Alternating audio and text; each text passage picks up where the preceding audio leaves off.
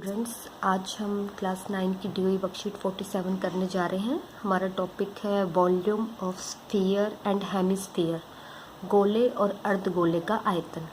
तो सबसे पहले तो हम इनका सूत्र पढ़ेंगे कि वॉल्यूम ऑफ स्फीयर और हेमिस्फीयर होता क्या है।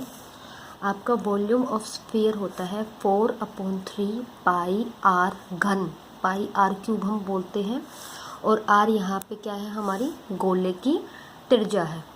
इसके बाद हम करते हैं वॉल्यूम ऑफ हेमिस्फीयर।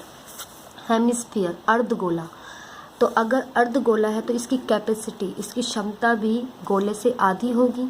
अगर गोला है 4/3 पाई आर क्यूब, तो अर्धगोले का कितना हो जाएगा बेटा, 2/3 पाई आर क्यूब। और यहाँ पे आर क्या है, अर्धगोले की त्रिज्या। अब हम इन्हीं दोनों फॉर्मूलाज पे बेस्ड क्वेश्चंस देखेंगे कुछ। ये देखिए, आपको फर्स्ट क्वेश्चन में गिवन है रेडियस, त्रिज्या गिवन है 7 सेंटीमीटर।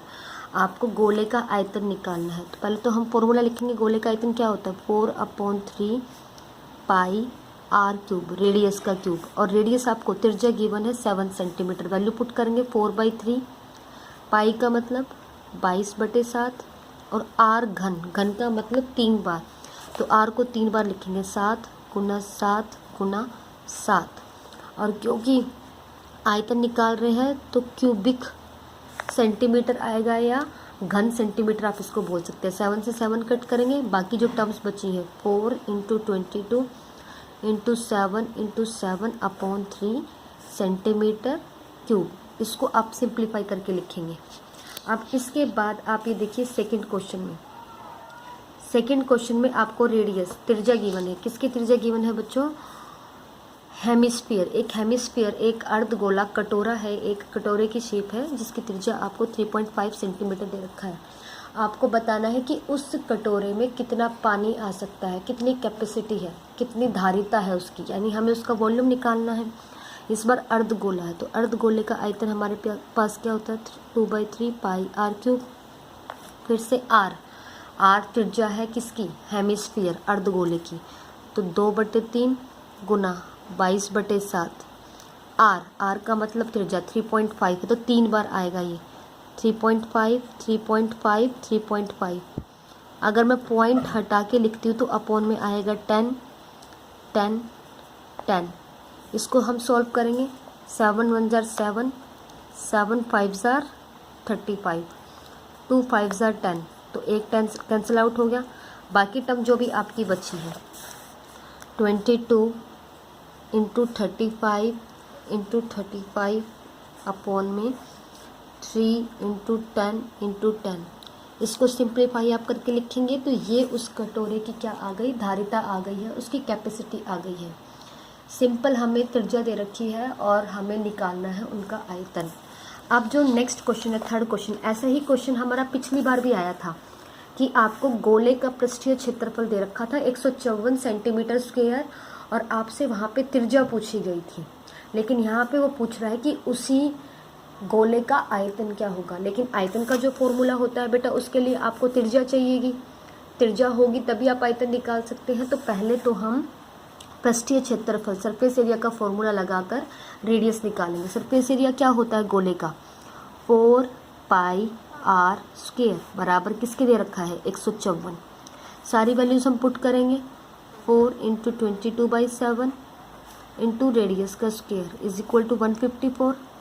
टर्म्स उधर लेके जाएंगे, 7 इधर डिवाइड में है, उधर जाके मल्टीप्लाई करेगा।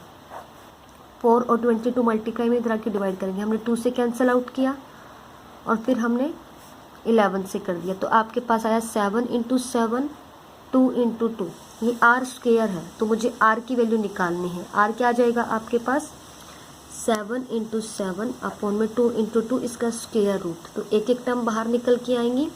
रेडियस आपके पास आ गया 3.5 सेंटीमीटर, ये रेडियस आ गया है। आपको उसी गोले का आयतन भी निकालना है।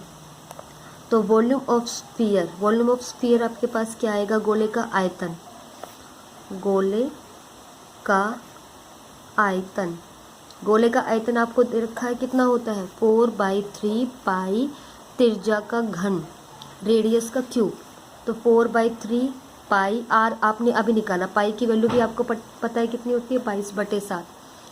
आर आपको पता है 3.5, 3.5, 3.5।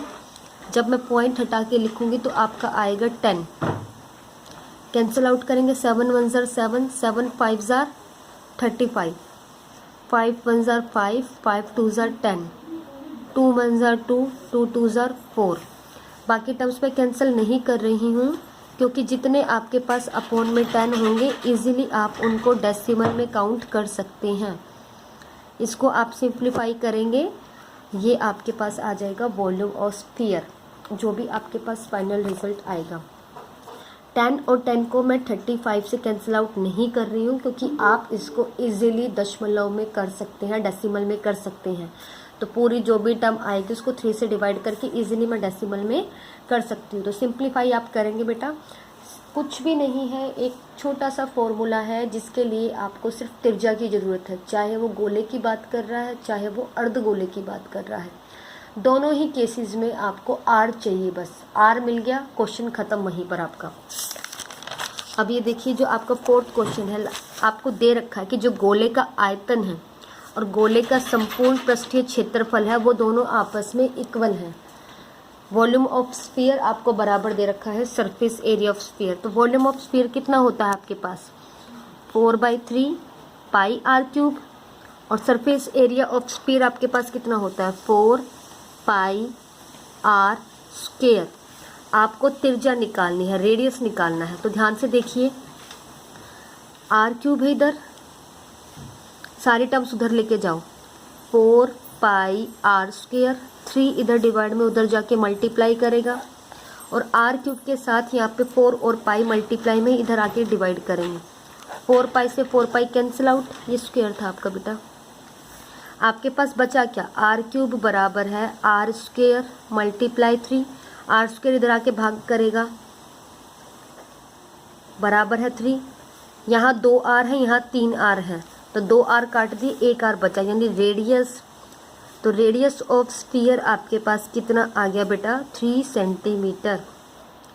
सेंटीमीटर ले लो या 3 यूनिट ले लीजिए, आपकी मर्जी है, क्योंकि हमें कोई भी यूनिट नहीं दे रखी। ये है आपके पास गोले की त्रिज्या।